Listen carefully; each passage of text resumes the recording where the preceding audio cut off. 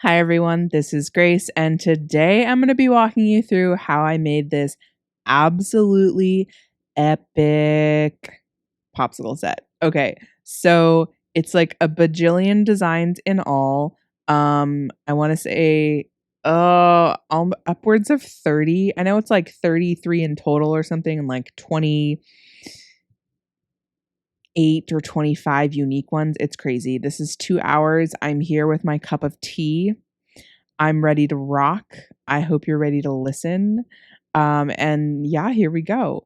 So, this is what I call my shape series set, where I take one shape, sometimes like two variations of the same shape or a couple variations, a limited color palette, and I just let my imagination run wild.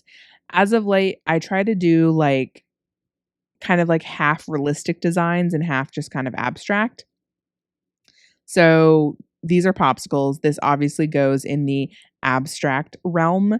I really like ombre effects, but I do not have an airbrush, which I feel like is not, I feel like it is the most common way to do ombre effects. But airbrushes I think are best for people who do a lot of volume, and I just don't do a lot of volume, and they're just a pain in the bum to maintain and all that stuff. So we're going to attempt some ombre here for a beautiful sunset effect. Now, in this set, we are using my Thin Flood. If you don't know what I'm talking about, go check out the link. Oh my gosh, there should be a link in the description for the blog post on my consistencies. I also have a YouTube video on consistencies. So I'm using my thickest scribe here. This is the Thingamajiggy by the Cookie Countess, because it's just manipulating the icing as much as possible. If you use like a thinner scribe, it just won't manipulate it as much. And I was lazy and just did the whole thing with a pink outline, obviously, and just try to cover that as best as possible. So I only made one of the majority of these cookies, and this is one of them. I have never done palm trees like this. I don't do a lot of drawing with markers because I don't see myself as a good like drawer. I'm good with icing. I'm not good like drawing. So I was just flying by the seat of my pants here and saying a little prayer and hoping that this didn't look dumb because I only made one. And I actually love how it turned out. So I'm using the Tweets Connection thicker brush here. She also has a thin one that I'll use later. Thicker brush. Marker. These are edible markers. Excuse me. Oh no, I'm already yawning. This is a great marker for my lemon royal icing. If you've ever used my lemon royal icing, not all black markers work on it. They turn green after a little while because of the acidity. So I wasn't planning on doing this little border thing, but when I finished it, I just felt like it needed something to frame the picture a little bit. And then I'm doing a little squiggle situation for a popsicle stick, which I will explain at some point. Because you'll see I actually don't do the squiggle for everything.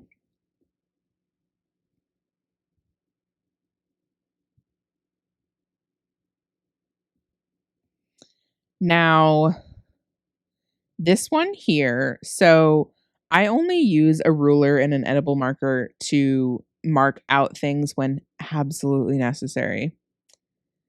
And this is one of those times. This is one of those like push pop drippy situations. Now, I definitely could have marked even more to make these even more even, but I just don't have that much patience. I'm hashtag sorry, not sorry. Yeah. So it's good enough. It's close enough.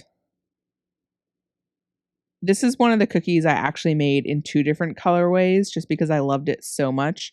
This one is yellow and blue, and then I did another one that's pink and green, which you will not see in this video because I do try I don't do any like duplicates in the tutorial video. In the sped up satisfying, you'll see that I do everything. So I'm doing the squiggles here to help prevent craters. Craters happen naturally with royal icing. As the icing dries, it kind of sinks in. And the idea here with the squiggles is to help provide some extra kind of stability and foundation for the icings to prevent it from sinking in. The other things you want to do is like use the thickest consistency possible for whatever scenario you're in. You can also use a dehydrator. I will pop this into the dehydrator immediately after icing for about 10 minutes just to help it set. And then I'm using my smallest scribe here. This is my PME scribe. Love this one for small detail stuff. Just to help that icing settle. Get it in all the corners. And then we're going to let that crust. And we're moving on to, I don't know what you call this, the other sections. The general concept with this technique is flooding in sections. So you flood alternate sections, let that crust, and then do the section next to it. That's what gives the definition in between the sections. Now, I definitely could have outlined everything first and then flooded everything. But in this case, you know, I often don't let my outline dry. And this is such a small area that you really don't need to. Generally, for beginners, though, I always recommend let your outline dry. Inserting that squiggle again. It's important to not do the squiggle all the way to the edge. Make sure that it's pretty flat, like you don't want anything poking up because that will actually poke through the icing. Believe me, that has happened to me. So for these little sections, I'm doing my best to just flood it in one go. Obviously with this one with the little corners, I had to use a scribe for this. But then let's see, can I do this in one? Yes. Gorgeous. Gorgeous. And then I added a little extra icing just to extra help prevent craters. There's definitely an art to knowing like just how much icing is necessary. I am going to come back with a scribe, but I was just like hashtag over it and just wanted to flood all the sections.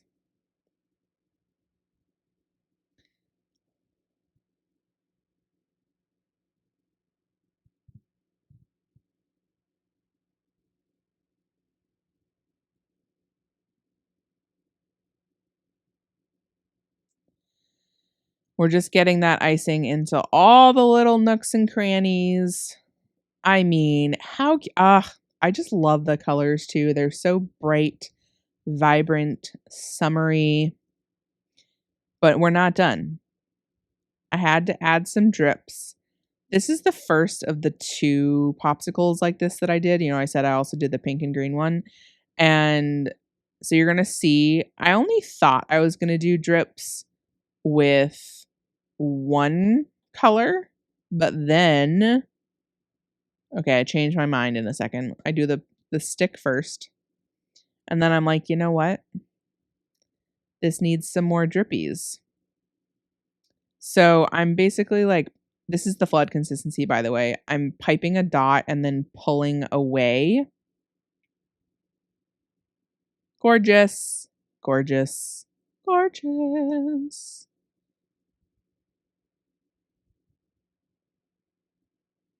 All right. What is this next one? I'm guessing this is the mini popsicles. So when I came up with this design, I was like incredibly pleased with myself. So I cannot wait to show this to you. So first things first, make sure you're working with a thin flood or even an extra thin flood. I didn't want to do an extra thin flood for this set because I was just doing a lot of different things with this flood. I normally only do an extra thin if I'm just doing a ton of wet on a large surface. So I wish I had mapped out these colors a little bit better before I actually started piping, but here we are. You can see my brain kind of work as I go, trying to decide which color to do where. Now I have a master plan behind all of this. So we're just starting with the dots. Right now it's looking like,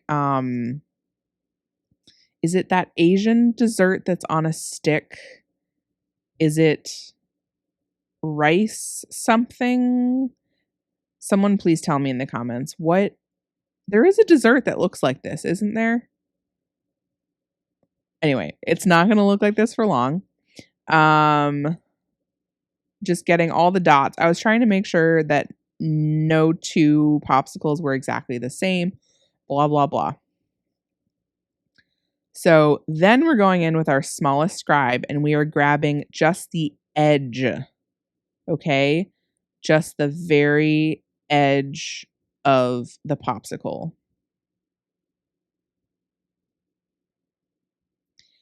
And the key, again, is the edge. If you don't grab the edge, then it's going to look weird.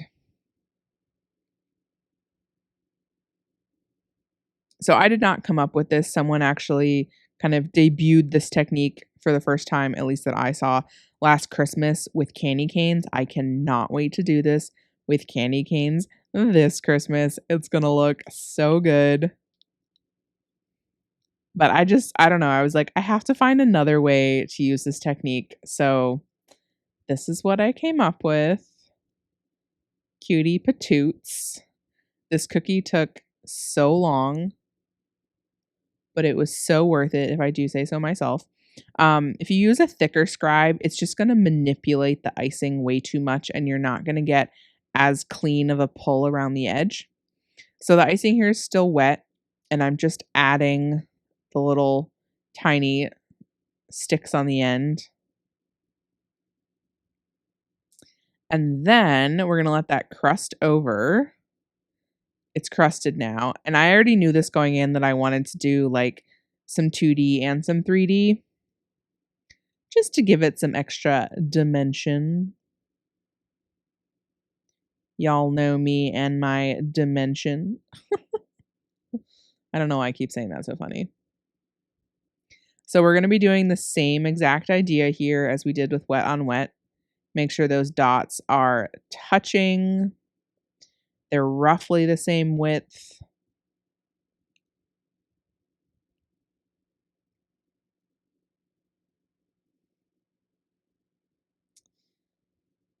That one, I definitely should not have done the yellow, orange, green one. Should not have done them separately like that, like the out of order anyway, because I couldn't get the dots close enough. But we're gonna make it work, y'all. Make it work.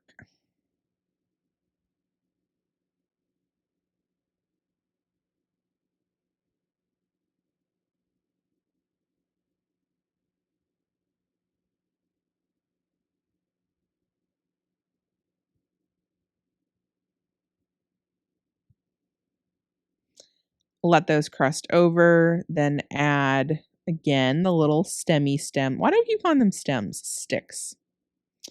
And then we're gonna add the actual sticks. So this is one of the first cookies I made from this set, and this is how I started doing the stems with a thick flood. And like 4 cookies in, I realized what a bad idea this was, because this kind of space right here is just a recipe for cratering 100%. And I was like, you know what? I'm going to be making a lot of these cookies. I do not want to be worrying about whether that stick is going to crust or not. So, very controversial on this set. Some people love the marker. Some people hate the marker. I just felt like, I don't know. I felt like it needed something else. The marker helps it kind of tie into the set as well. This is supposed to be a bit of a shadow. So I do like this thin marker. However, because it's like the only one that I found that's so tiny, but it can be really hard to get it to draw sometimes. I don't know, you have to get like just the right angle. And then I decided to use the thicker marker to do these dots to fill in the spots. I like the aesthetic. It's not for everyone. That's okay. It's a little cartoonish, and I am so here for it. So there we go.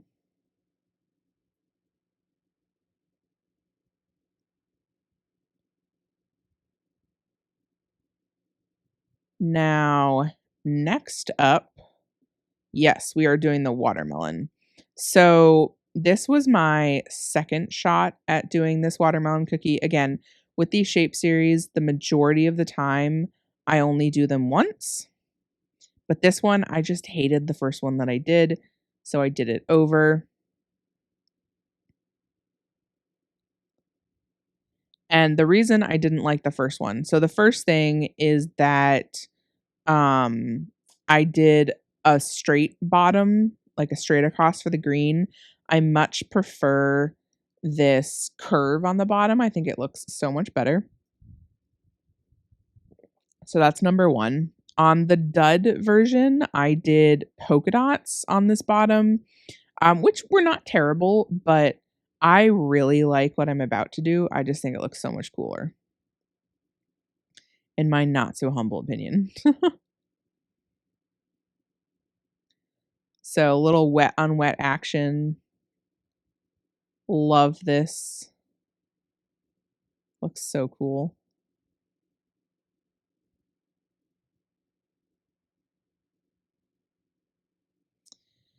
And then no need to let that crust over. Going in instantly with this pink. So this pink with my lemon royal icing recipe, I cannot use a lot of pinks. Either they turn out grainy or they're just the wrong color, like they're not the color that they're meant to be because of the high acidity from the lemon juice. So the Wilton pink, I can use Wilton pink and Chef Master pink. I think some of the Chef Masters just don't turn out like they're supposed to. But I like the Baker's Rose. It's a nice pink. But I wanted something really Barbie pink for this, so I opted for the Wilton pink. That's my favorite for a Barbie pink. This here are the PME black pearls. On the dud version, I used large sanding sugar, which looked good going on, but as it dried, it just sank in oddly. So I like the PME black pearls so much. Do not use the Wilton black pearls, okay? They will bleed into your icing. You won't find out until the next morning, and it will be a very sad day. Now, to make this even more popsicle-y, I wanted to add this drip. Again, this seems to be a very controversial point.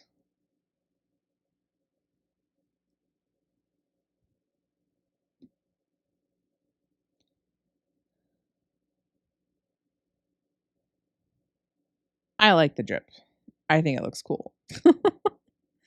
And then we are going to add some sprinkles, which, again, I was using the white sanding sugar for the whole cookie. Excuse me. But not a fan of it. It just did not look right.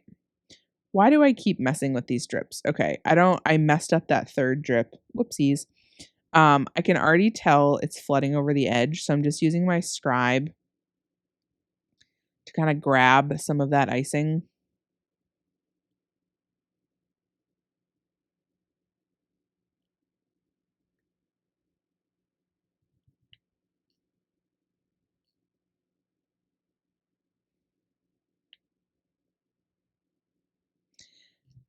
My second favorite kind of sprinkle that I like to use are these white non-prize. Big fan. The only sprinkles I always have are white non-prize and then sanding sugar, white sanding sugar in small and large size. I'm telling you, the amount of stuff you can do with those 3 sprinkles, You don't need to buy anything else. And then I'm going through with white piping consistency here just to kind of define that bottom bit. And then, so this is the second kind of stem stick I decided to do. I emptied the icing back into a bowl. It was too thick. And I added just enough fresh white icing to kind of thicken the icing up. Not perfectly thick, obviously, but thick enough. I didn't want to change the color too much.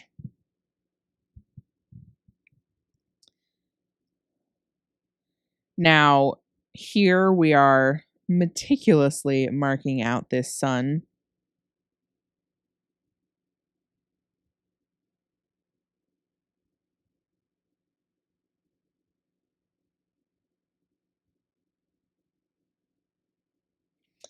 Using our ruler and our edible marker.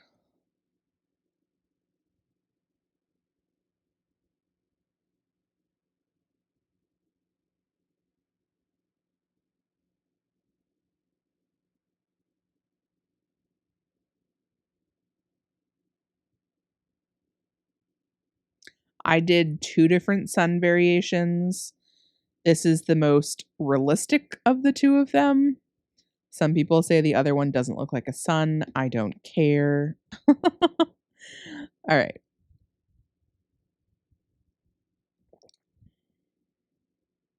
So, outlining first. This is a soft peak piping consistency. I cut my outline tips somewhere in the region of like 4 to 5 millimeters typically, maybe more like 4.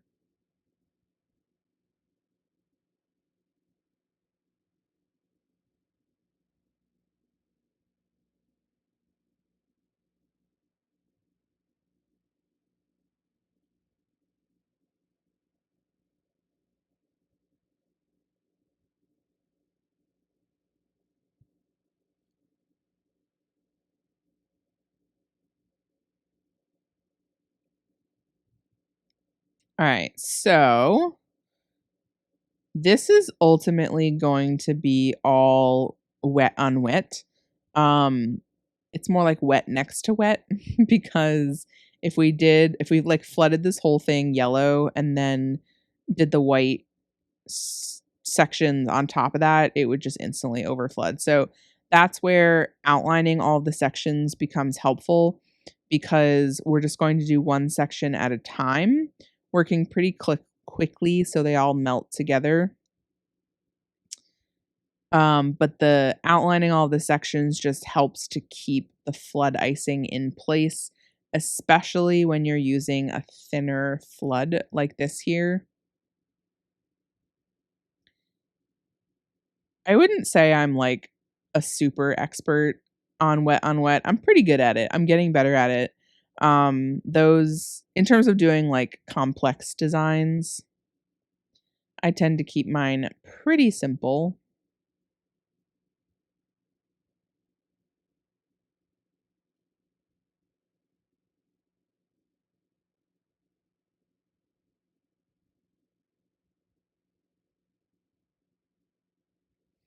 So just using that scribe to make sure that I'm getting icing into all of the little corners. That's the best way to cover up um any outline. And now obviously here I've got some magic work to do because I'm putting white flood next to a yellow outline. I don't want to see the outline. As long as your outline is thin enough and you really put that white icing like as far over as you possibly can. Can you see the outline? No, you can't. I'm sure you can from the side. But that's fine because who's looking at the cookie from the side? I mean, I'm sure someone is, but you'll see that I outline the section first and then I flood in. That's the best way to do wet next to wet. Whenever I do flooding in sections, I always do a flood up next to the section. But in this case, to get the most crisp line, I'm actually laying that white, if you can see here, on the very edge of that yellow. That's what's going to get the best seam, wet on wet seam here.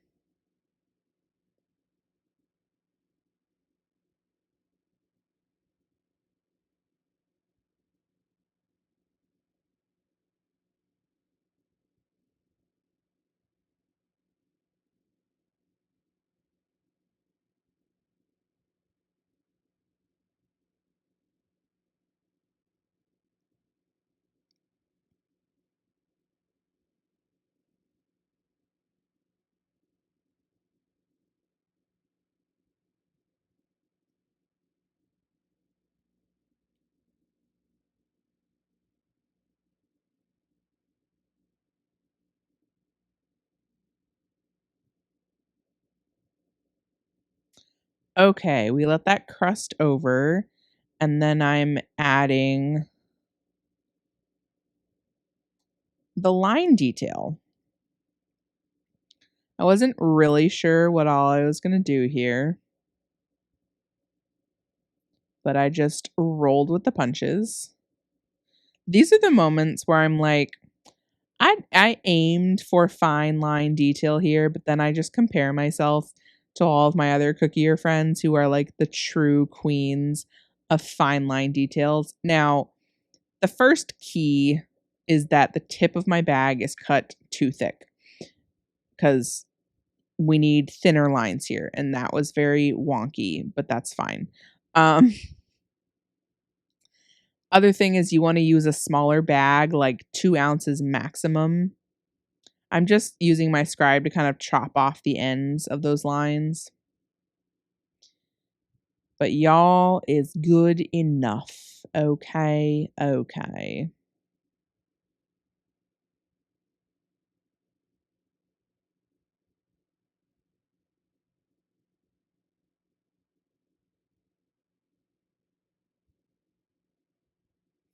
So the key to not get a bead at the beginning of your line, which is really important when doing line work like this, is you need just barely enough icing at the tip of your bag to make contact with the cookie and then lift up.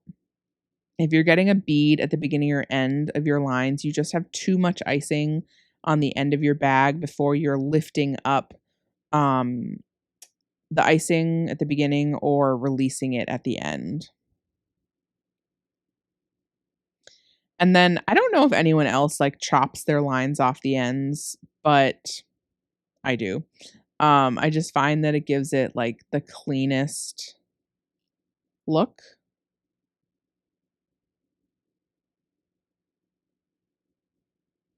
And I always use my PME scribe for this because it just gets like the cleanest chop possible.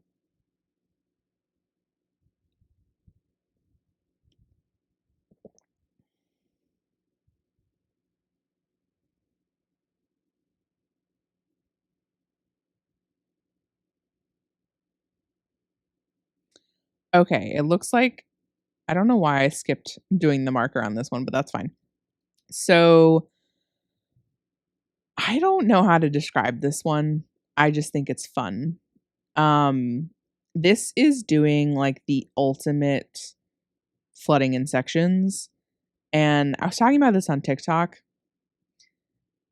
Like you can learn how to flood in sections in an hour, but to get really good at it is hard, in my not so humble opinion. Especially something like this where the the icing is coming in to this corner. I can't describe it. Like this is a very tight corner of intersection of icing. So I start off with the green. And actually, I did a couple of weird things here. First of all, I did not do squiggles on the green. I don't know, brain fart. I don't always remember to do squiggles, and honestly, I don't think they always work. So here we are. What's most important with these sections is, first of all, you're putting enough icing in there, but not too much for some nice puff. Preventing craters in whatever way you can. And then using that scribe to really encourage the icing into every little corner. That's what's going to give it the most beautiful, seamless look.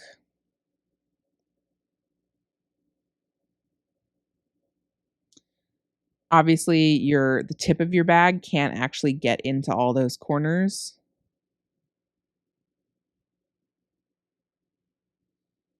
This right here, this traffic jam intersection is the hardest part. You also need to have a really good line work to outline the cookie and outline the sections so that, you don't want the lines to be too thick, too thin. I guess it's hard to make it too thin, but it's definitely easy to make it too thick. This is the moment where I decide to do squiggles. I don't know. You can see I'm not doing the squiggles all the way to the edge.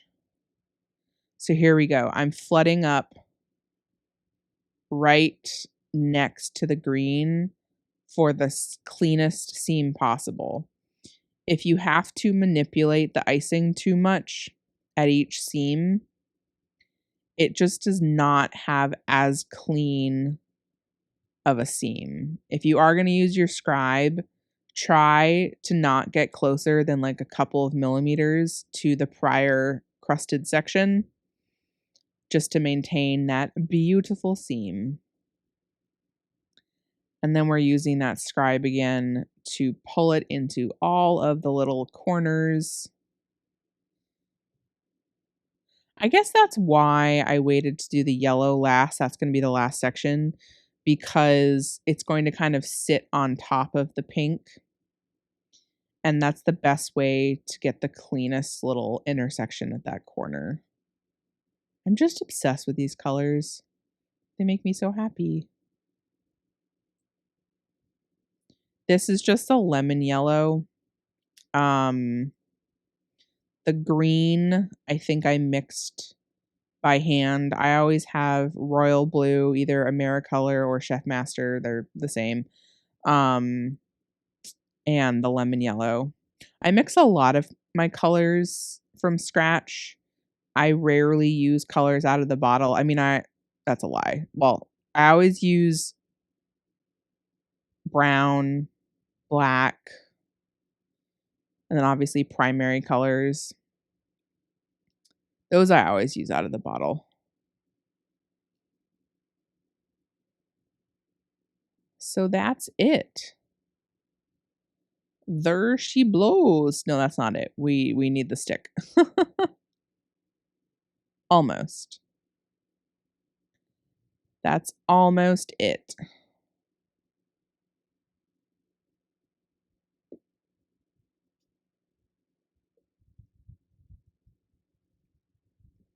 Okay, what are we doing next?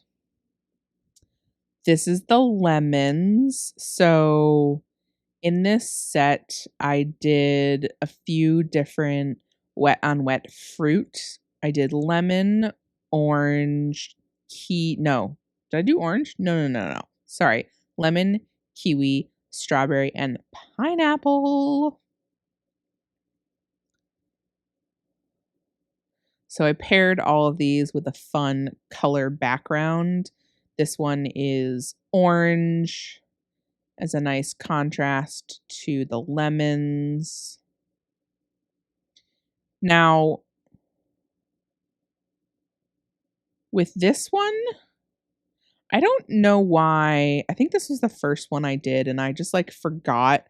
I think most people would actually flood the lemon first and then flood the border around it, but apparently I lost my brain momentarily. So again, though, this is another instance where with wet on wet where you don't want to flood the entire thing orange and then put the lemons on top. It's just too much icing to add and you're just asking for overflood.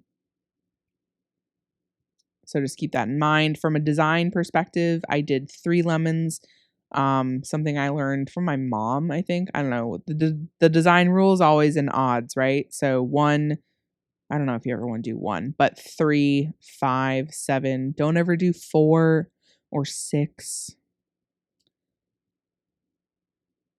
Yeah, there's something that's just like not working quite right about doing these second, but whatever. We make it work.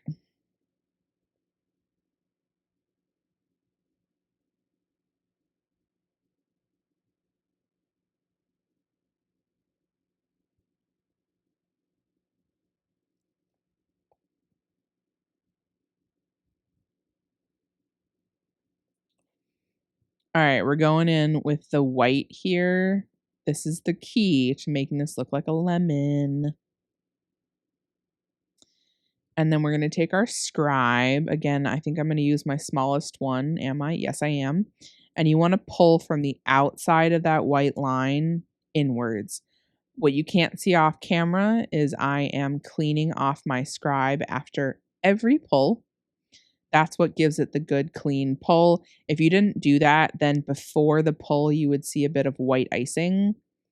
It's not like the end of the world. I know a lot of people, or not a lot of people, but I've seen plenty of videos of people not cleaning off their scribes. It's a look. It is not my look. So work as quickly as possible since this is wet on wet. Another reason, to make sure you're using a pretty thin flood here so you have more time to work with it. And then I add just a little dot. And then she's done. And we're going to add, okay, this is the one I really regret adding marker to. And oops, I poked a hole in the icing. I definitely did not wait long enough. If you're going to do marker, I would wait like 4 hours probably to let that icing really dry. Like, especially when you're using the thinner marker, it's a really stiff end. This is a bit softer, so you can get away with more, but that really stiff end puts a hole in that icing so easily.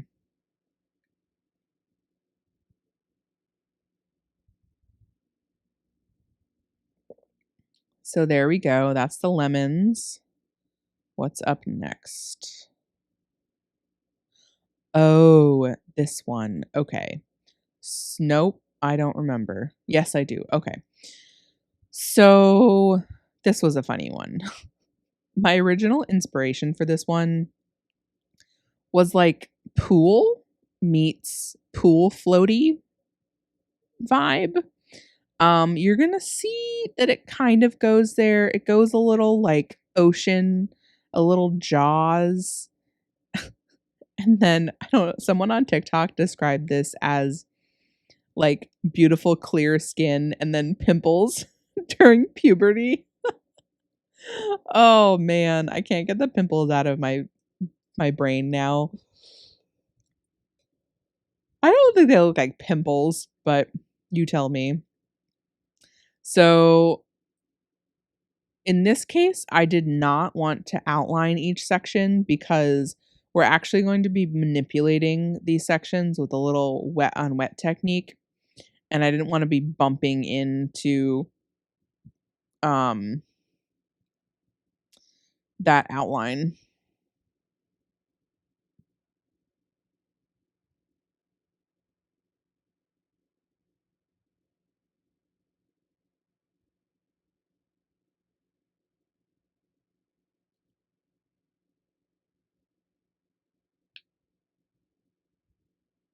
So here I am again, placing that outline on the very edge of that blue.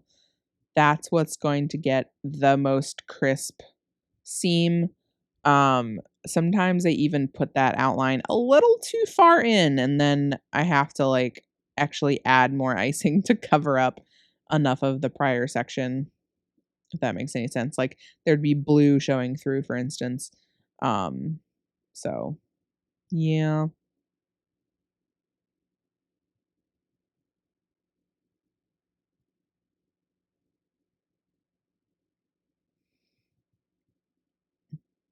And then just trying to fill in the corners. I added a little too much icing there. Whoops. All right, so I could have left this as is, but then I started doing this like, I don't know. It looked kind of cool when I did it the one way, but I don't know why I had to do the lines both ways. Yeah, I don't know, people. I don't know.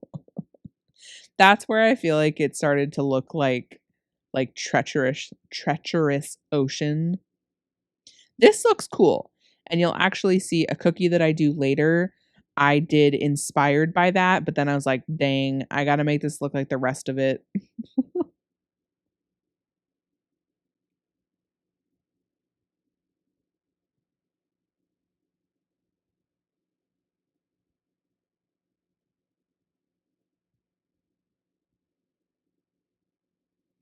So at this point, I don't know. I'm like, all right, I really need to find some more direction with this design. So I come in one more time to mess with this one more time, and then we're done. Okay. And then we're adding the pool floaties slash pimples. Uh, I don't really know where pool floaty comes from, but I don't know. I like it. I think it looks cute.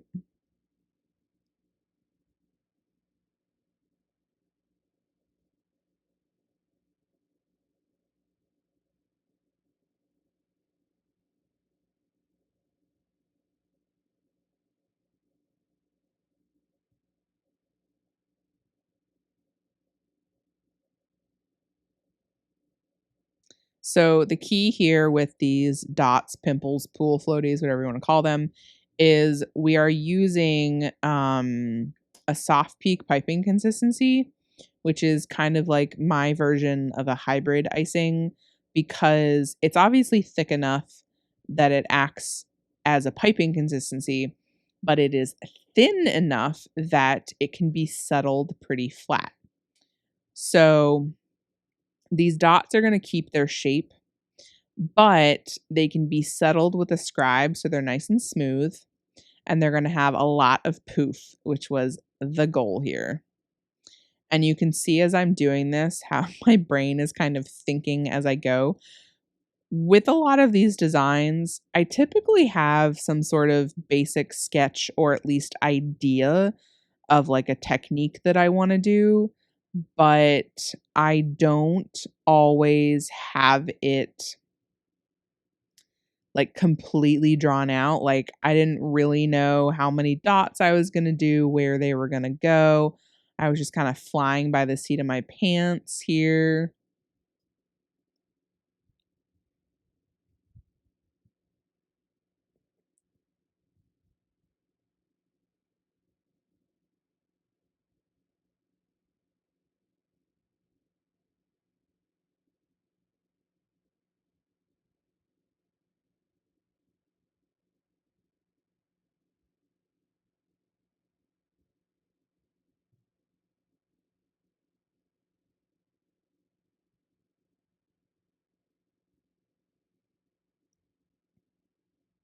I love this color combination though. I just think it's so, I don't know, it's so fun, so happy. I do think this is giving like pool party vibes. Maybe intense pool party, but pool party nonetheless.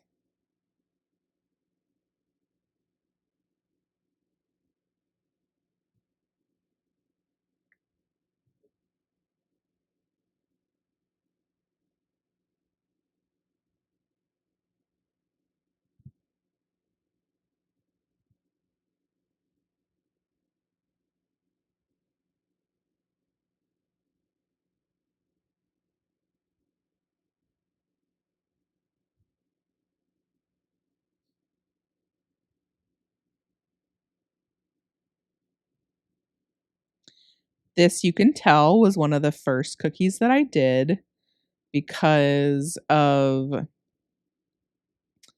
that stick.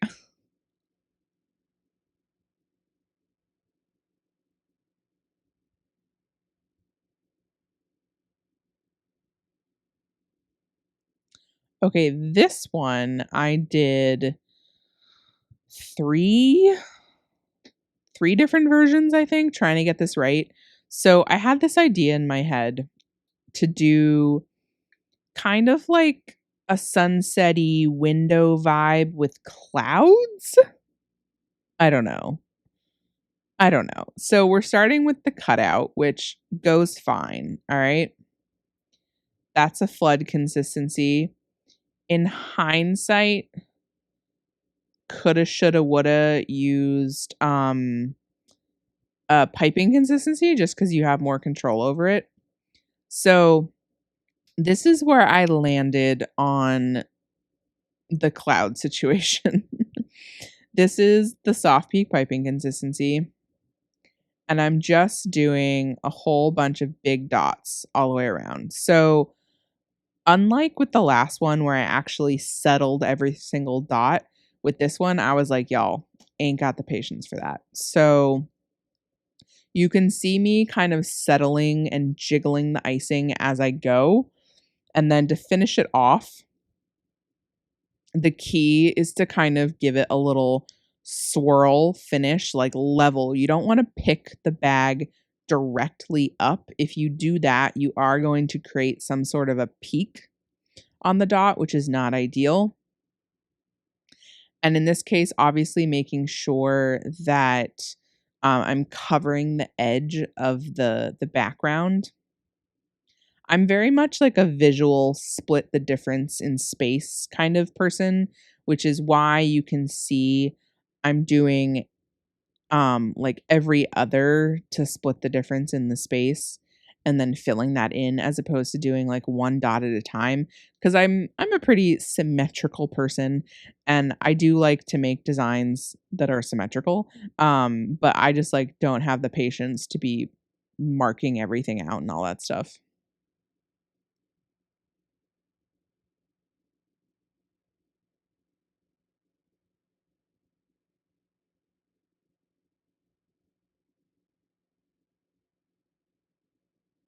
So I do think this gives kind of like cloud ethereal vibes. Now, for some reason though, I didn't think that the white was enough. So in a moment, okay, after I add the stick. This looks kind of cool. This does look a little pimply to me though. All right, so we let that crust. And then I don't know, I felt like the white dots didn't quite like tie in well enough with the background. I don't know. So somehow I decided adding these extra pimples on top was the right idea.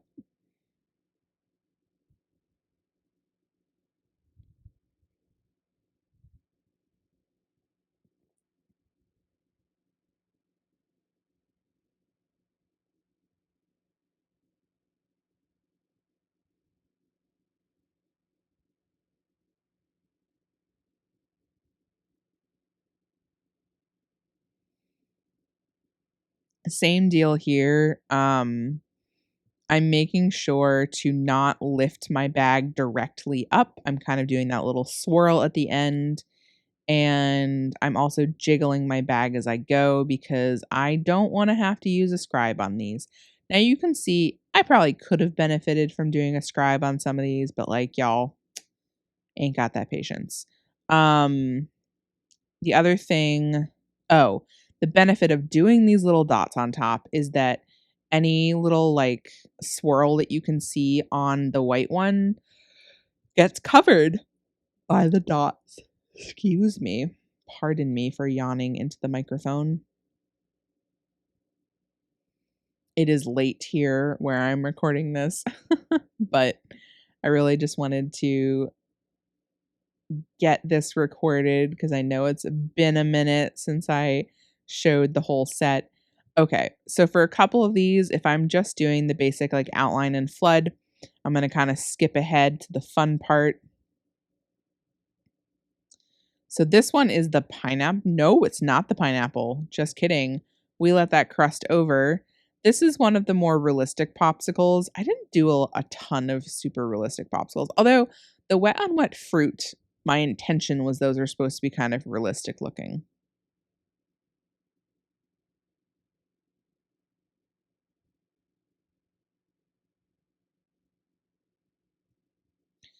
So this is the best part by far.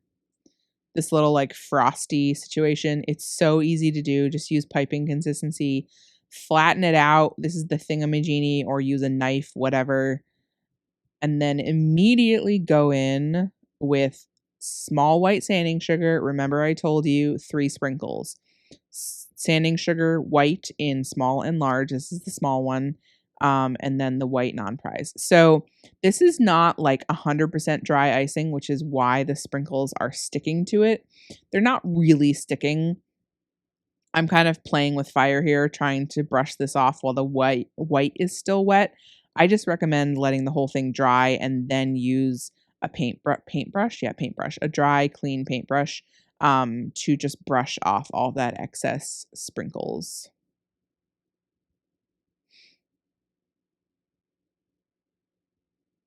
Love that. Here we go again. Okay, this is the kind of Hawaiian flower inspired design. I certainly did not come up with this. I made it a little extra because I decided to add 2 colors. You can totally just do this with one, like just do the pink outline. You do not need the orange, but like I said, I was feeling extra.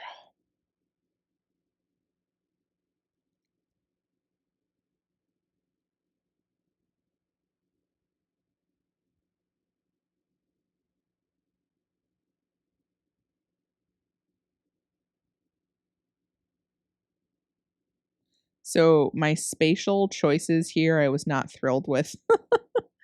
They're a little like I don't like that those 2 in the middle are basically like they're 2 on top of each other, but whatever. Only made one of these, so I always say to myself, "Oh, if the next time I do this design, this is what I would do differently." But like I never do these designs again. As a content creator, I try to not do anything exactly the same twice because I always want to show something different, right? It's not so that's like I think one of the most challenging parts of being a cookie content creator. You know, when you sell cookies, you get to make certain designs over and over and over again, which is a blessing and a curse, right? You can get really bored with it, but also you can get really good at designs and you can like do them in your sleep. But for me, I am often doing something for the first time, which is exciting and nerve-wracking. So here I am trying to just like fill out the space so that visually it looks a little bit better. Kind of wish I had added one, like a half of one towards the top, but here we are.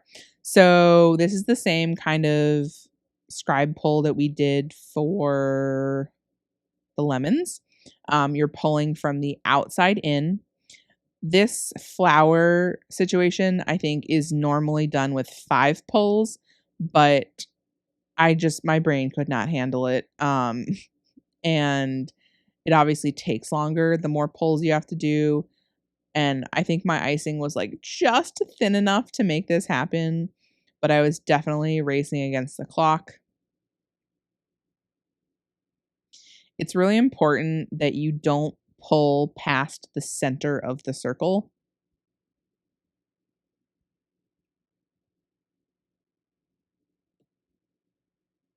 I had a little overflood.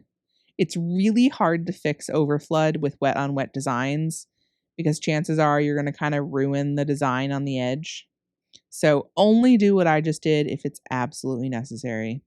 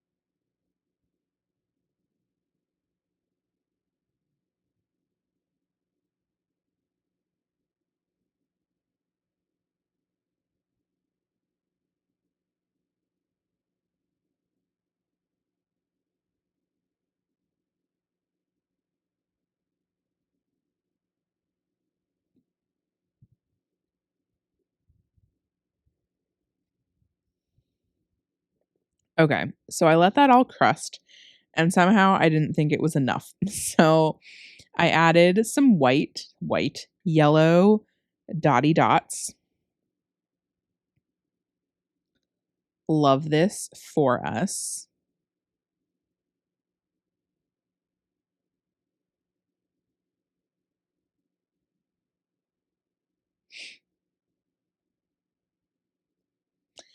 And then, okay, I do the stick. Again, you can tell this is one of my first ones I did. I usually start these kinds of sets with the designs I know I definitely want to do and I'm like really excited to execute. I tend to have more designs on my list than I actually end up doing. So then I was like, no, it needs more. It needs black dots.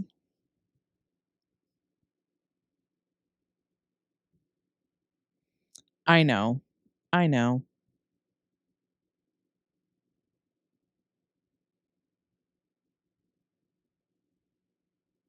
I like it. I like filling in the white space, literally and figuratively. Now she's done. She's a little wonky, but she's done. All right, what's next? Okay, this is the other sun that people don't think looks like a sun. And you can tell me when we're done if you think it looks like a sun or not. So, this is just the top of a sprinkle canister.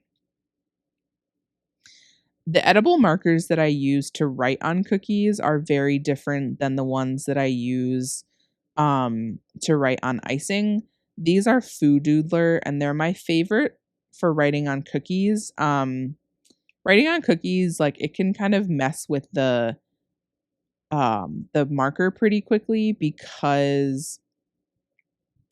um because oh my god, where did my brain go? Oh, because the butter kind of messes with the food coloring pretty easily.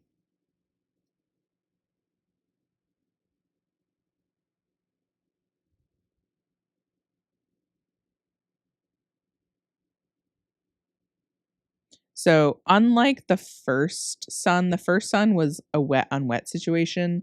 This one is actually going to be flooding in sections. Aren't we excited?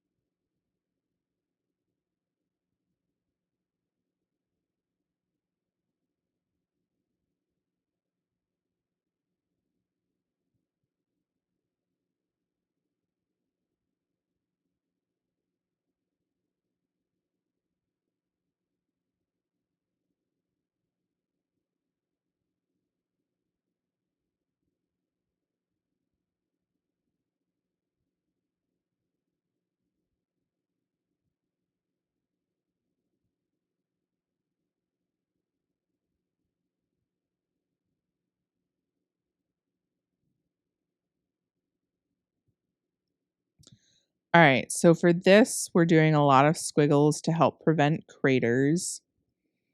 That first part of the sun, I did actually let that crust over. It's still pretty shiny, but it has crusted, I promise.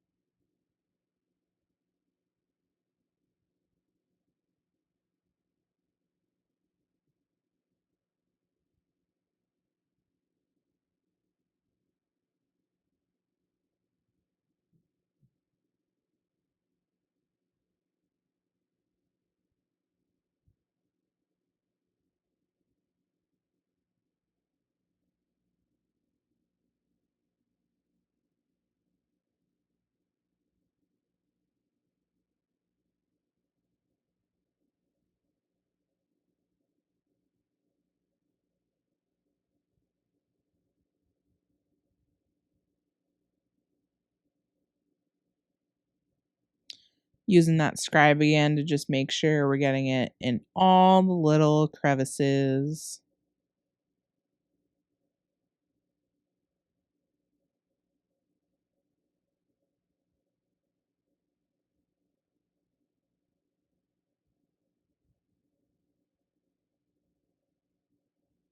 And then this is where I had a real like identity crisis. I don't know. I couldn't figure out how I wanted to do these in middle sections. First, I was just going to leave it like that. And then I was like, it's weird that the pink is not going all the way to the edge. And then I had this brilliant idea to make it intentionally flood over the edge. I've done that before on a set. If you've ever seen my kind of loosely inspired Earth Day circles. Oh my god. So then I was like, "Oh my god, what am I doing here? Like what is this?" It Oh man. I really did not know what was going through my head. But then I just realized I had to like commit. I had to commit to the mayhem. So I'm trying to make this slightly flood over the edge. And then in a moment,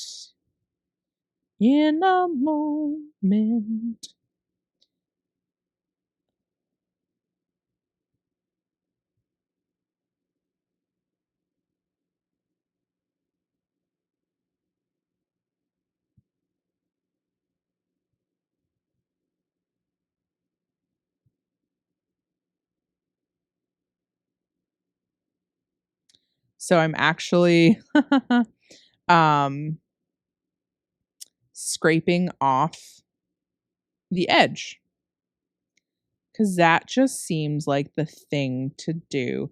So in hindsight, probably shoulda, coulda, woulda. Um, just what's the word? Actually outline those sections and just filled them in normally, but here we are.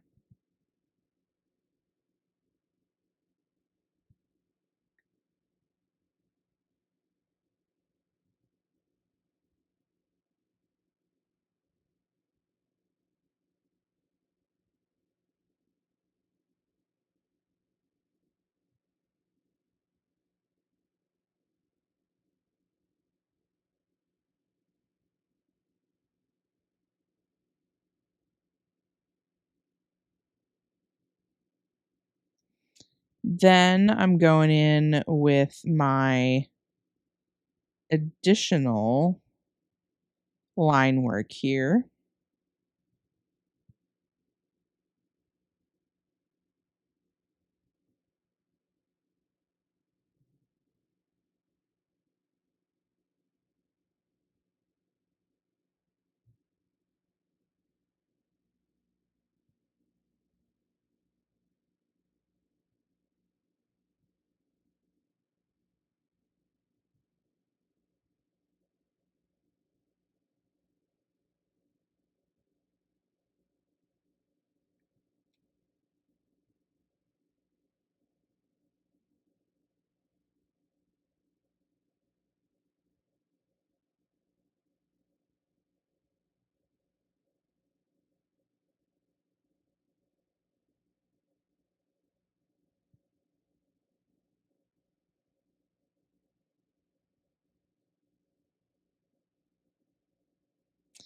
So I felt like the sun rays needed something a little bit extra. And somehow I decided that this was the right choice. I don't know.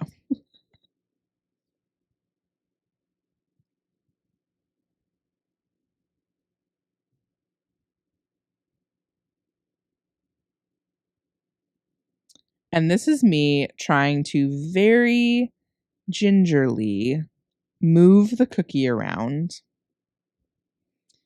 When I'm filming, I really don't like to move the cookies that much because I end up speeding these up a lot and I just think it's way too jarring visually. So trying to put it back in the same spot. But friends, I'm not done. Guess what I'm going to add next? If you guessed marker, you guessed right. So, in these big shaped series sets, I always try to have a couple of different motifs that carry throughout to kind of give it some cohesion. Obviously, the color palette helps, and there's some general theme with the shape. But since I can go pretty abstract, it can go all over the place. So for me, the marker definitely was part of the motif here. I honestly don't know which cookie I'm doing right now. So we're going to find out together.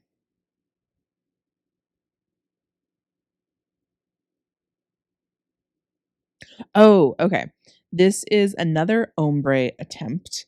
Um, I think one of the coolest ways to do ombre is to do a totally white flood and then cover it in large white sanding sugar and then use an airbrush to do an ombre effect. I see that a lot with what are they called? Um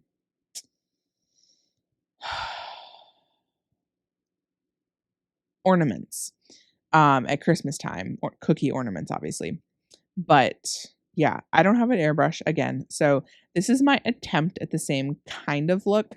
Um a lot of people over on TikTok told me I did not succeed with my ombre effect, but y'all, whatever.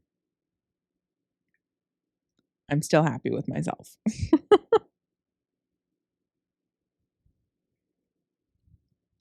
It does kind of kill me inside a little bit though that I didn't put green in the middle. I'm not really sure what I was thinking, but here we are.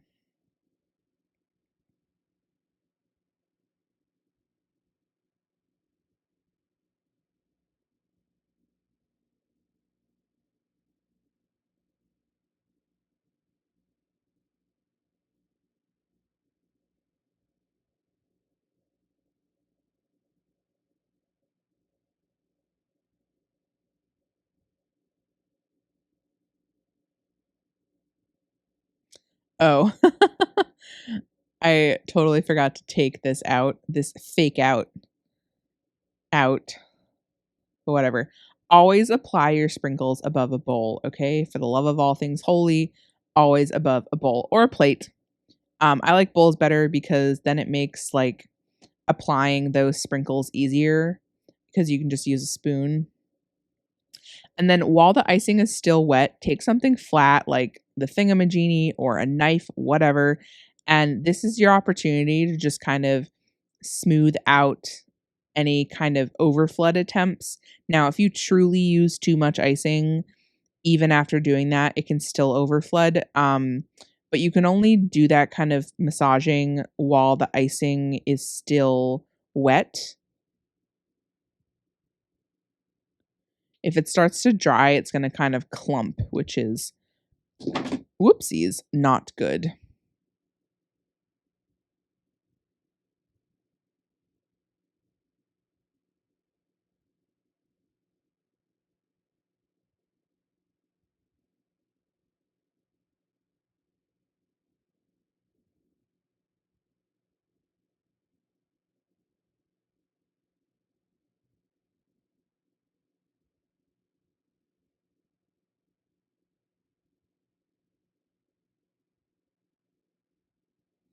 Alrighty, so this one is kind of a design I've done before on other shape series sets, and it's always fun to kind of reprise certain techniques, designs in different shapes.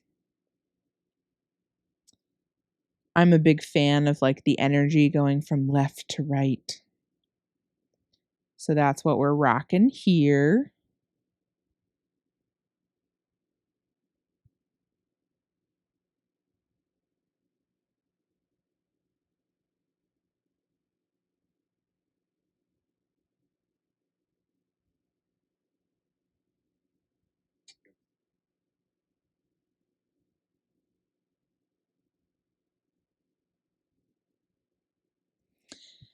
This is that magic, what's the word? Like outlining on the very edge of that white. That's going to be the key to success with this design for sure.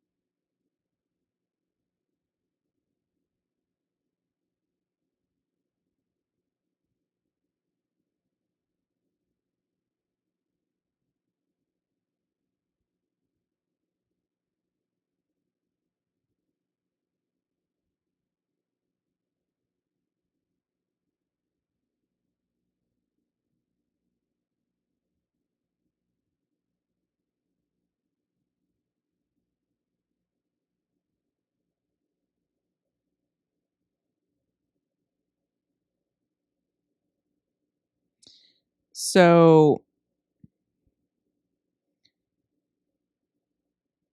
what's interesting here, obviously, is I'm using a white outline, and the goal here is to cover that white outline so you don't see it. And I think I did a pretty good job, but that's definitely accomplished with a scribe and with kind of really towing the line of almost over flooding.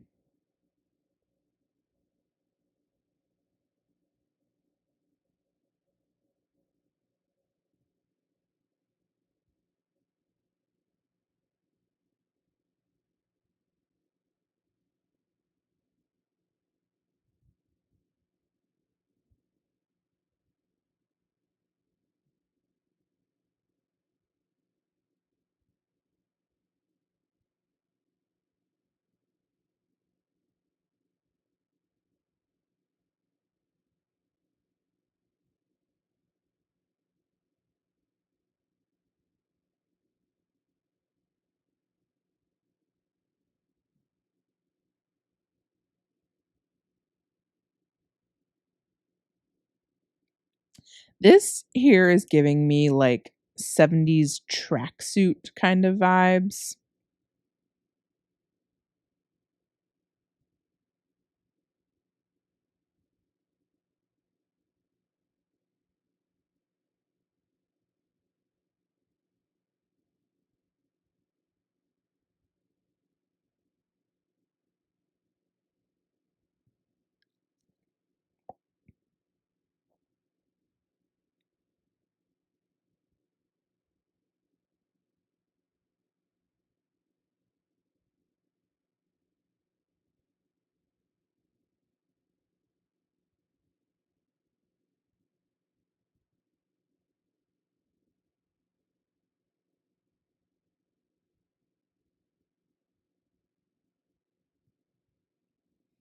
So I started this off by doing just handful of lines. And then I was like, I don't think this is enough. We're going to add more lines. So guess what? I added more lines. I thought I was just going to stop here. And then I was like, you know what? I think the whole thing needs lines. So for ultimate satisfaction of sped up video, would have been better if I realized that beforehand, but alas, I did not. So here we are. And we survived. Okay, we survived.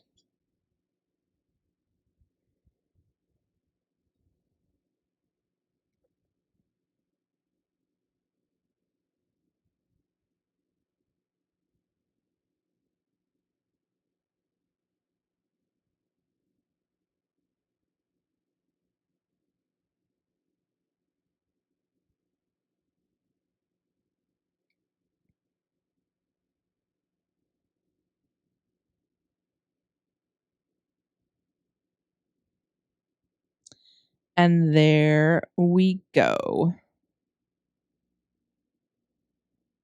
Okay, next up, This is the Kiwi. Okay, I really love this one. Not gonna lie. Big fan.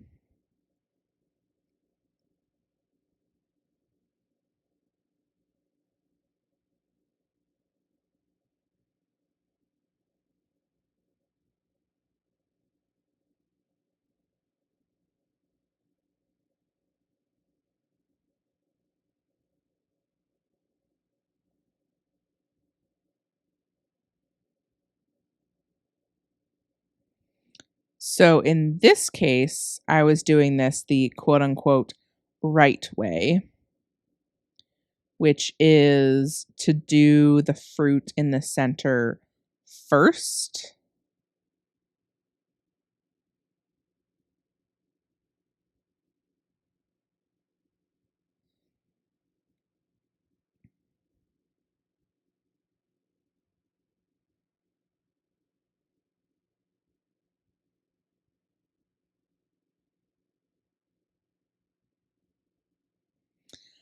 I love the little white centers here, and this is like, I think, a lot kind of easier to achieve than it looks. Then you take a scribe and you just kind of mess it up. It does not need to be clean. It's not supposed to look clean.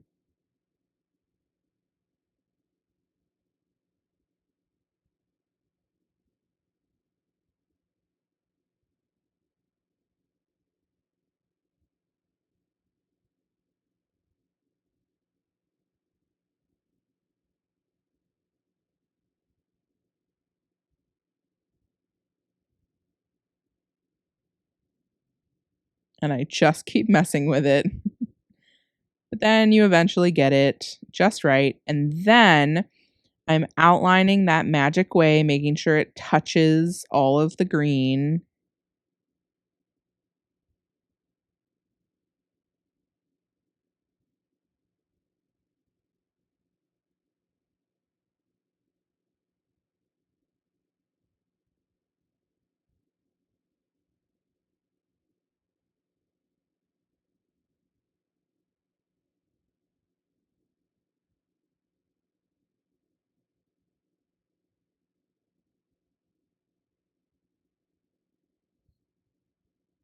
Just filling this all in as quickly as possible using that scribe.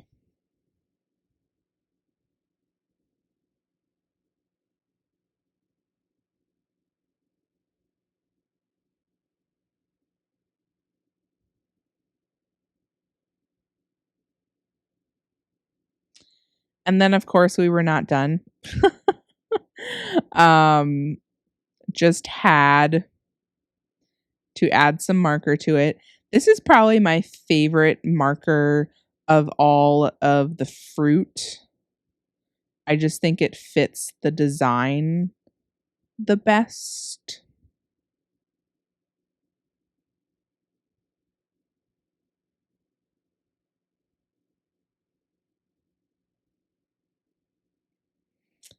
And there we go. Okay. This next one, trying to remember. Oh, this is just the drip. So I did this drip in a few different color combos. Whenever I make these shape series sets, I always try to have like one or two designs that are super simple that I can just kind of make a bunch of when I'm done and tired of making new designs. Uh where do my brain go? Because the way that I end up doing these shape series is I just make, I think, typically 2 batches of cookies. Um and I just keep decorating until I'm kind of done. That's how I ended up with like 30 different designs with this set, to be honest. It was too many. Next time I need to limit myself to like 20. Um but yeah.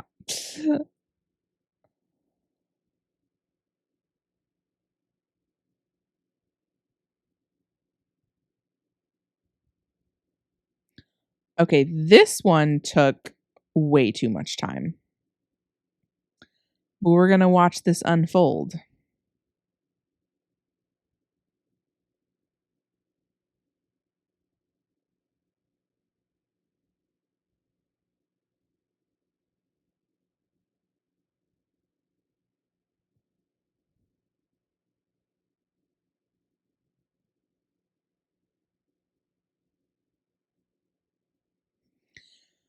So I had this like starburst idea, and we're just going to watch this go from sort of simple to not at all.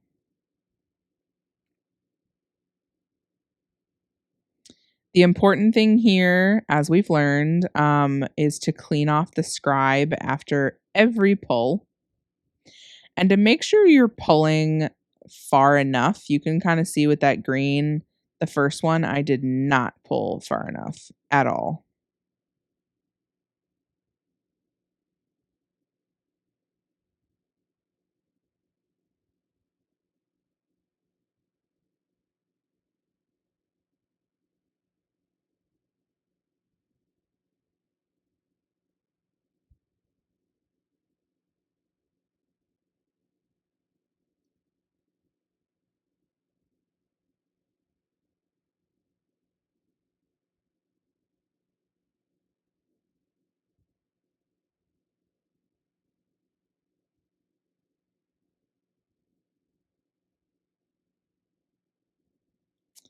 So this is where I start to like add more and more. I add some polka dots. This is still wet on wet.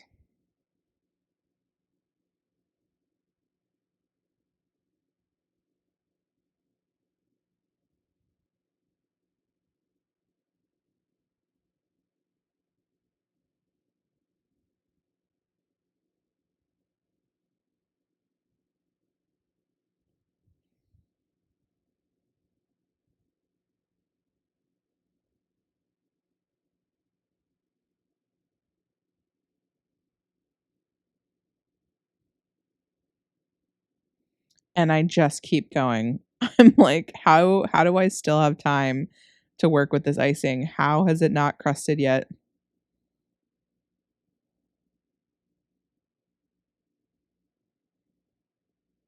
Some of those dots needed a little bit of extra encouragement just to settle in.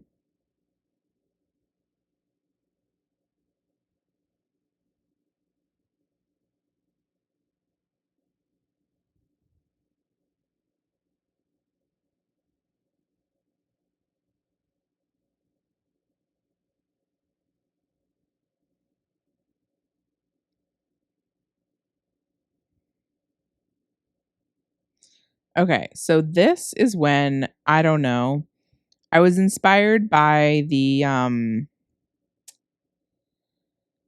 the popsicle, the wet on wet popsicles to add a second layer. I don't know.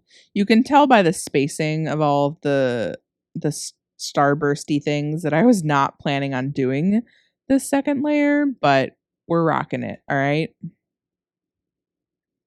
We are just rolling with the punches.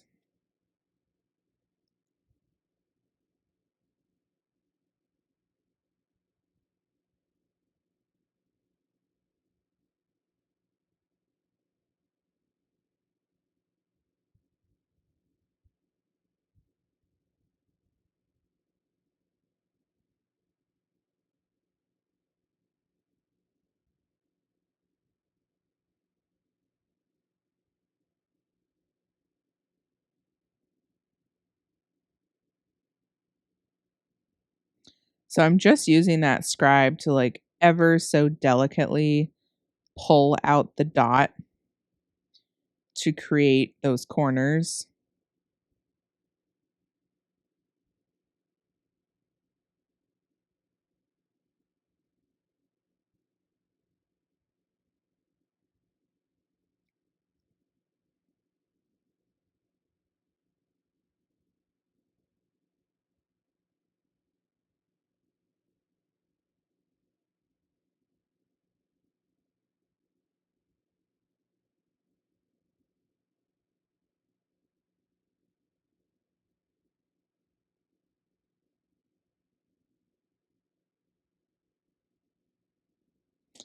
And then that wasn't enough.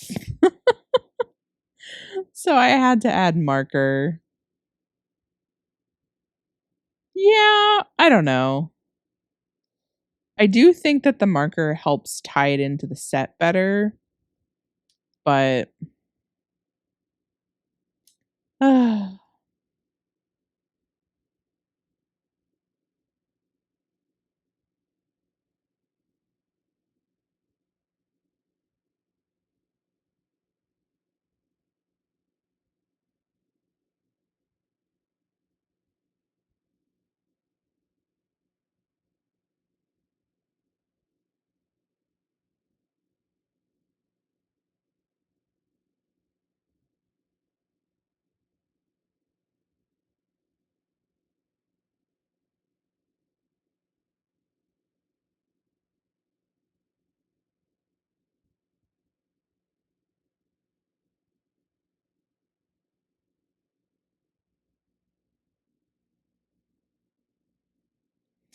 okay, so tell me what you think about that Starburst one in the comments.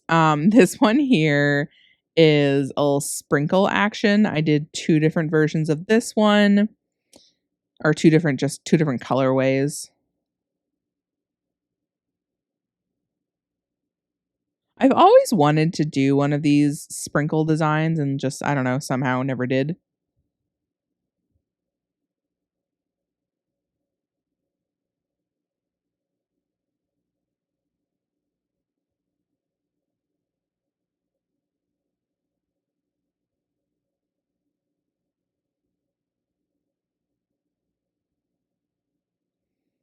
Just using all of the colors, having fun with it.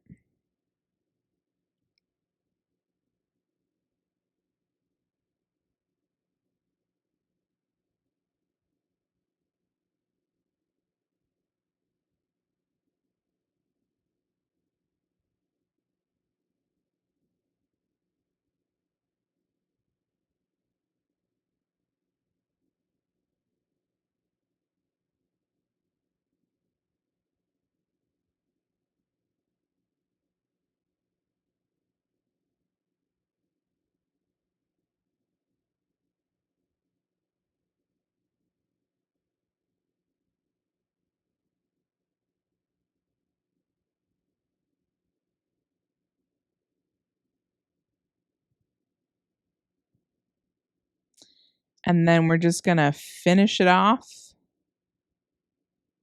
with a little squiggle stick. All right, so next up, oh, everyone loves this one. This is like the tie-dye, lots of different names for this one. So a couple of keys here. First of all, use a thin icing, okay, my friends? Because this is going to take a long time. Obviously, the more circles you do, the harder it is. So just beware of that. I did a lot. So another tip I have is to always start and end your circle in the same spot.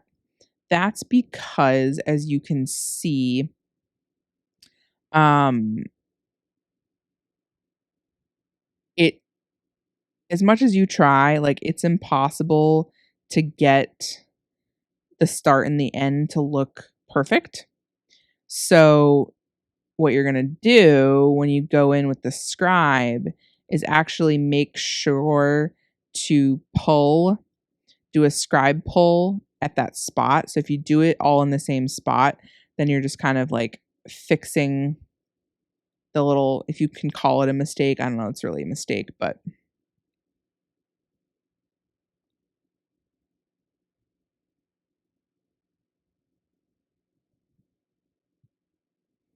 I'm really going for it. I've tried doing this kind of design in a few different shape series, and they just never really quite succeeded.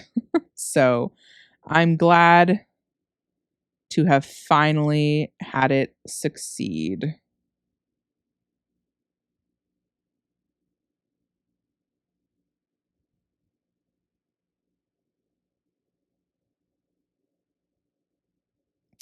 So the first thing is I'm just pulling outwards.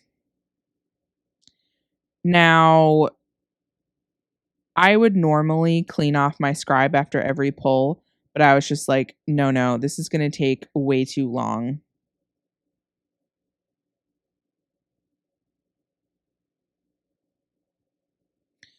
So I like to pull outwards first. What that does is it kind of brings the icing out. And then if you end with pulling inwards, then you're like re-encouraging the icing to go back into the center. For this one, you do have to clean off the scribe after every pull. So that you get that clean pull at the start of the line. So just keep that in mind.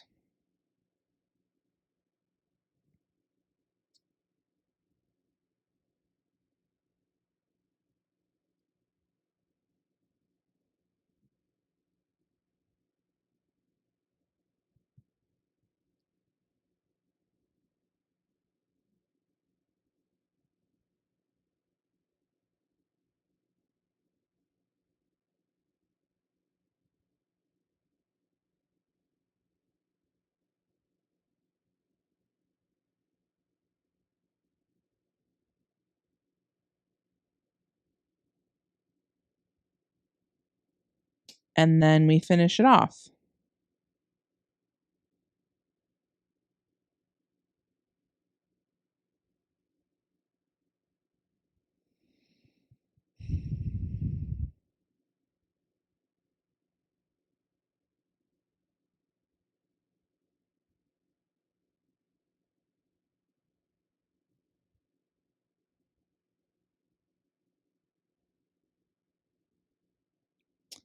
All right, so next up, what do we have? Oh, the strawberries. Cute, precious little strawberries.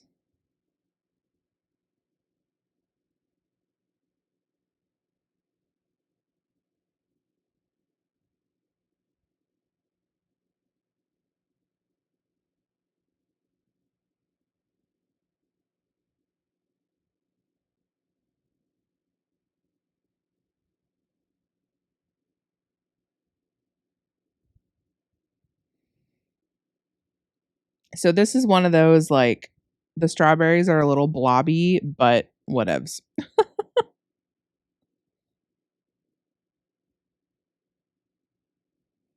They're just so cute.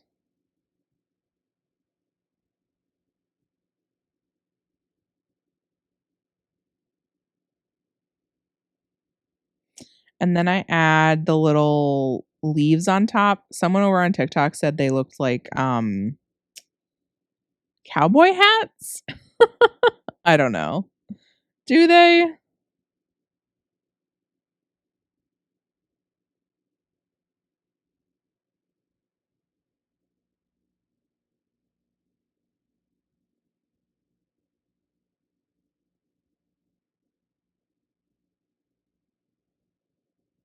And then obviously had to finish it off with some marker because it's not this set without marker. Okay. Okay.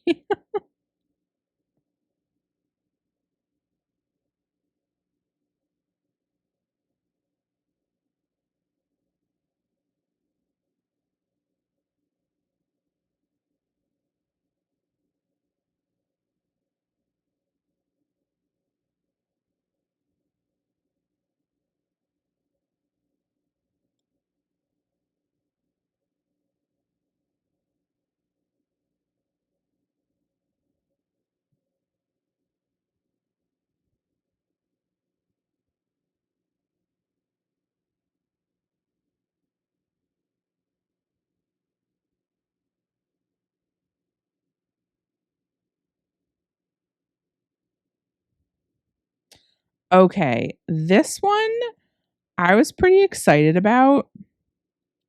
And I'm gonna be honest, I think it was one of my least favorites from the set.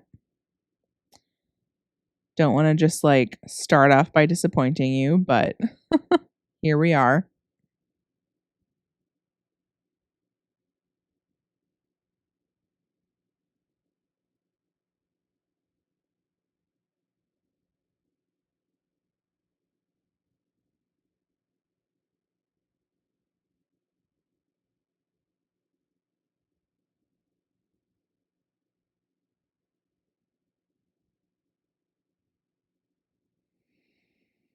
So it starts off pretty easy, right? We're just outlining all of these sections.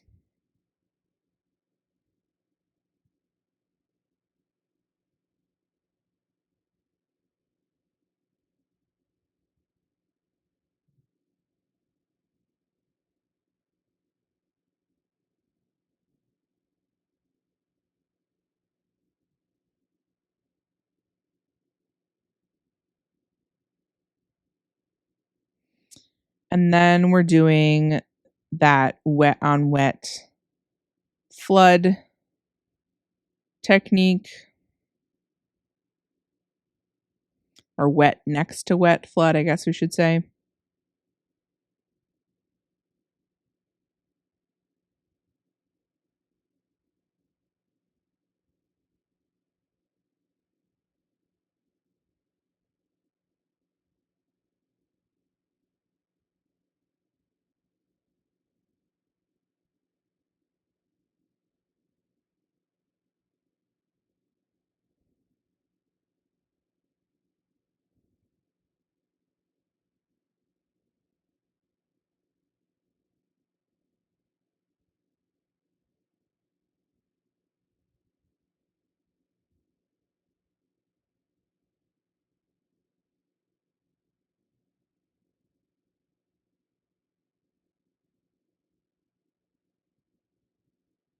So, like, I'm liking the vibe so far, right?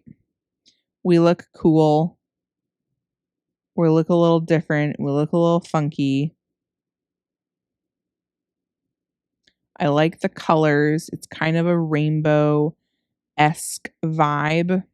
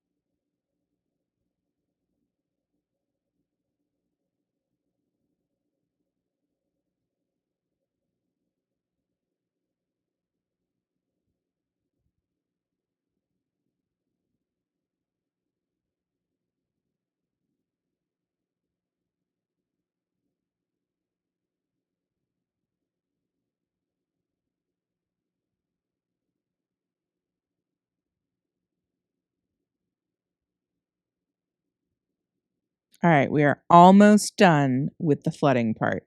I originally thought that I was going to um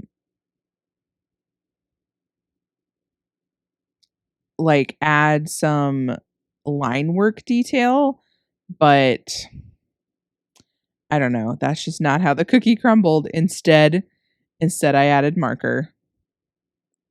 Yeah, it's fine.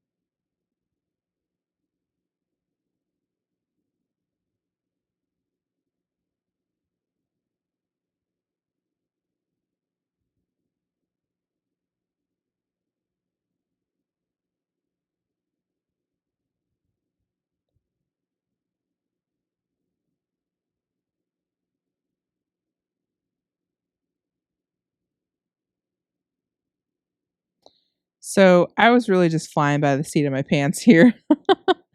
I wasn't really sure what I was doing, but we got her done.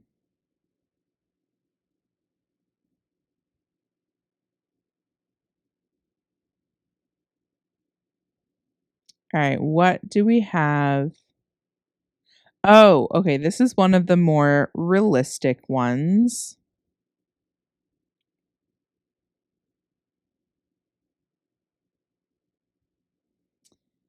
And I did this in a few different colors. This was another one of the really simple cookies that I did several times.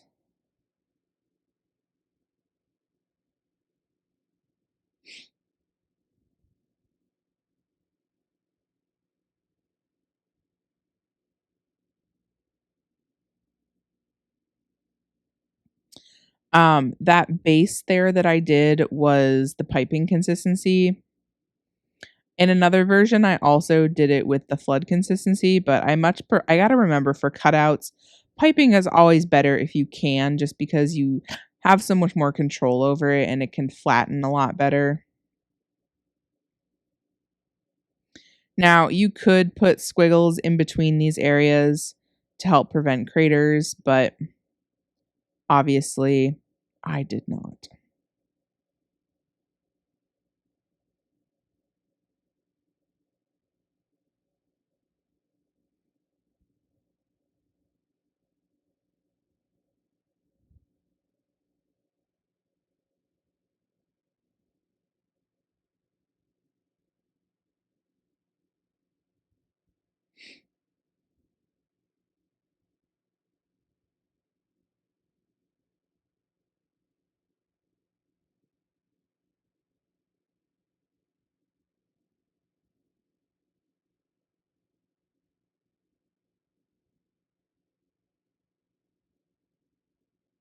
This cookie is one of those cookies that's just like so simple, but I think so good.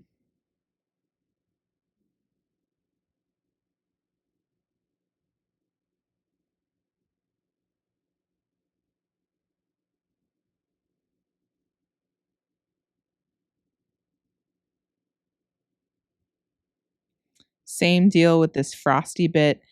Make sure you wait to do this frosty stuff until like um that orange has pretty decently almost completely dried.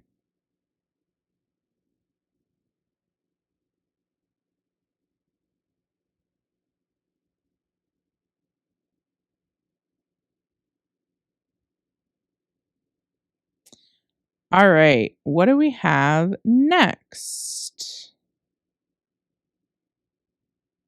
Oh, this is the leopard print. If you've seen some of my sets, you know my love of the leopard.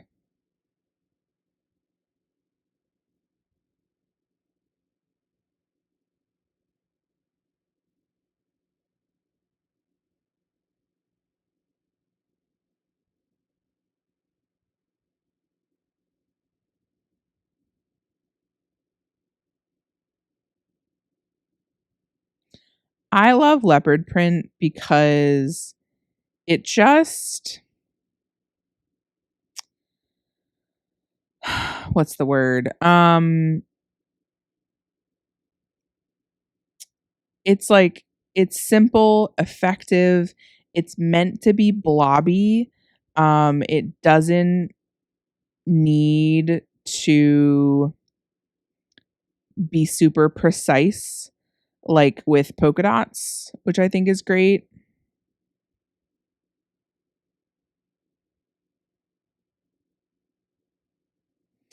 And this is one marker application that I actually really liked and would do again. I think it complements the um the leopard print very nicely.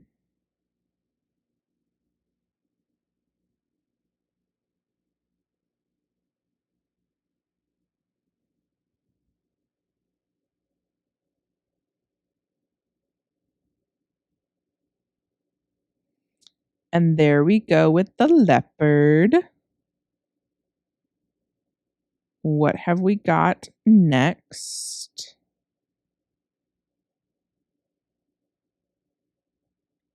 Oh, this is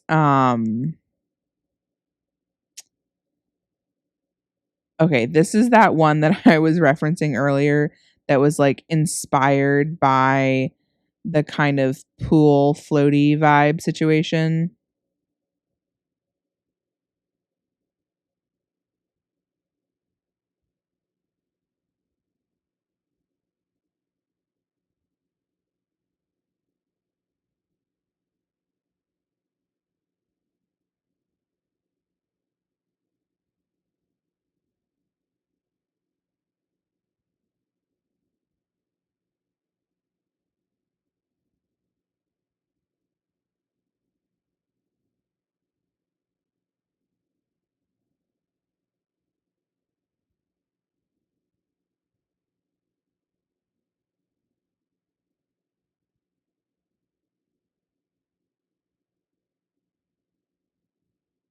Okay, so this is where we're doing this similar like swirl vibe thing. You're going to see in a minute ish, maybe more than a minute. What I did with this. And I actually, I think it's pretty good.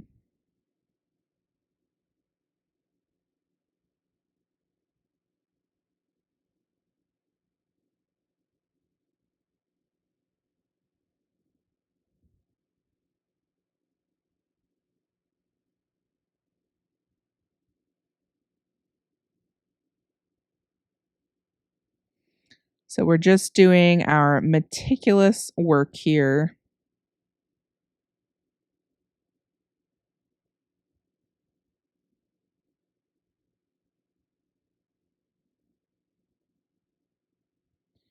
Just to flood all of these sections first.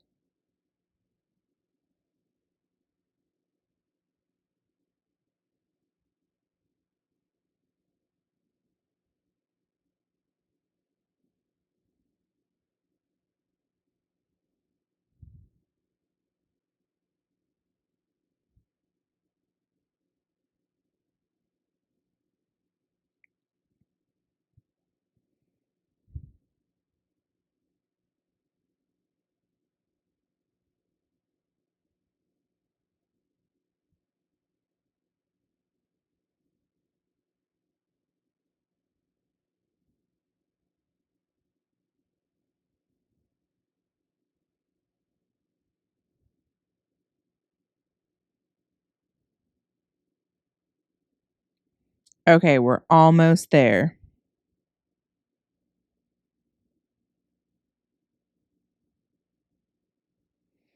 Almost there, my friends.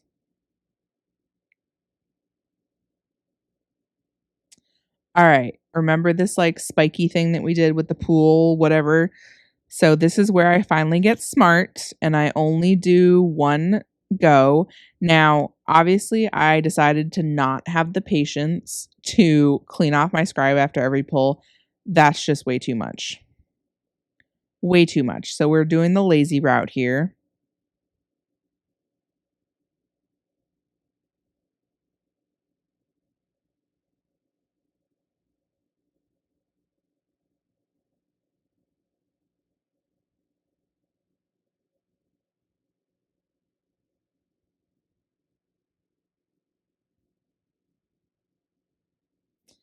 And I like this much better. I don't know. It's giving me fruity cactus, I don't know, vibes of some sort.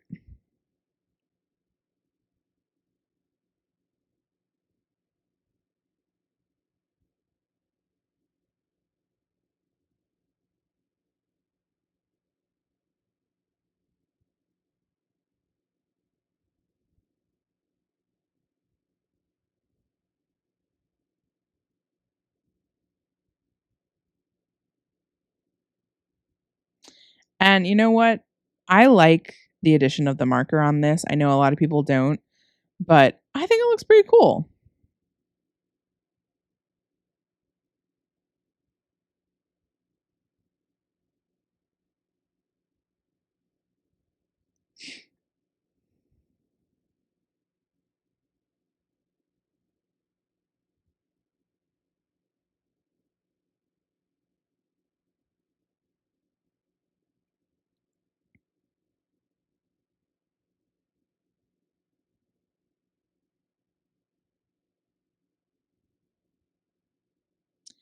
And there we go. Oh, finishing it off. I think this might be the last one.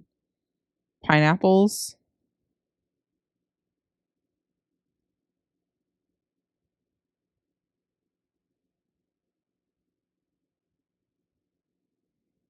This one's a little messy, a little funky, but I am super here for it.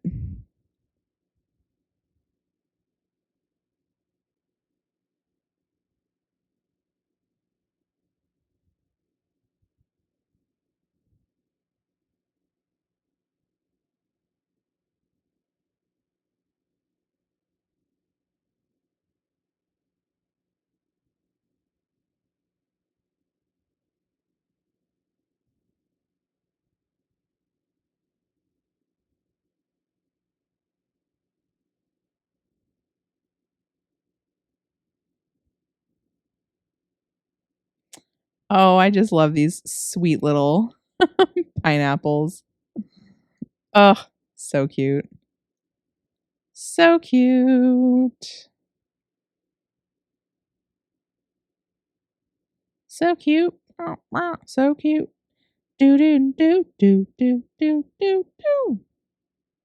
Bow, bow, bow, bow. Okay, I don't know where I'm going with that. Oh man.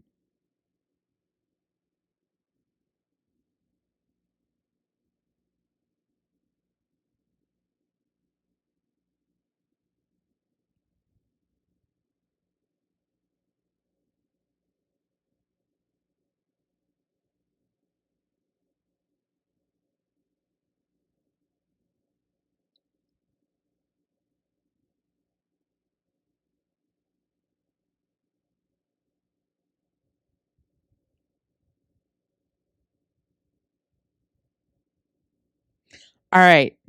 Wow, we finished that set. I was just transfixed by my own decorating. As always, I hope you enjoyed this. I hope you learned a thing or two. Maybe you'll try out some of these designs of your own, and I hope y'all have a wonderful rest of your day. Bye.